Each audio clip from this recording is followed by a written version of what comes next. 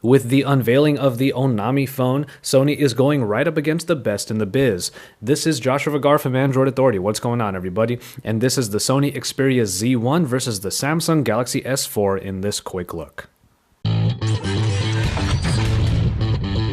We have two different philosophies in design here, as Sony has been taking its omnibalance to its best with the Xperia Z1. The general look and feel of the original Xperia Z is in full force here and involves an aluminum unibody frame that is filled in with tempered glass. The flat sides and rigid corners make for a unique smartphone design that we pretty much only see from Sony. The side holds the silver power button, the signature one, that also includes a dedicated camera button too.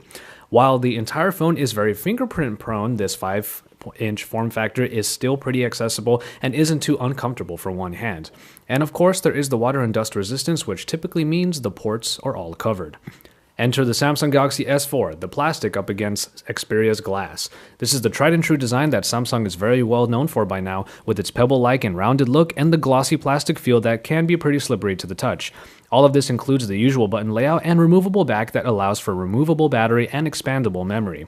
Its 5-inch screen is one of the best out there, as its footprint is actually quite accessible and similar to the original S3. Though the Xperia Z1 has definitely improved on its general handling, it has to contend with the accessibility of the Galaxy S4. There's nothing quite like a display comparison to remind you how subjective these things can get. The 1080p triluminous display of the Xperia Z1 takes on the 1080p Super AMOLED of the Samsung Galaxy S4. While we all know that the Super AMOLED lends itself typically to very high saturation, the Xperia Z1 has been able to get closer to that mark through enhancements like the X Reality engine. It isn't as vibrant as Galaxy S4 screen by far, but the more toned down look of the triluminous is still easy on the eyes and attractive. Media viewing has always been good on Xperia smartphones, and in the Z1 it should prove just as enjoyable as the S4. Under the hood, we see the Z1 taking advantage of a later release schedule. Instead of the 1.9 GHz Snapdragon 600 and Adreno 320 that the Galaxy S4 sports, the Z1 gets the updated Snapdragon 800 clocked in at 2.2 GHz and has the Adreno 330. Performance is often a spec race, and while we had no problems getting around the Xperia elements, we're sure the experience is pretty evenly matched here, even if the Xperia Z1 does get a little bit of an edge. And it's in the optics that the Xperia Z1 really didn't want to compromise. While the 13-megapixel shooter in the Galaxy S4 has been very well received for its vibrant and detailed photos, the Xperia Z1 is trying to get as close to a real compact camera experience as it can with a 20.7 Exmor-R CMOS sensor that echoes the RX line of Sony digital cameras.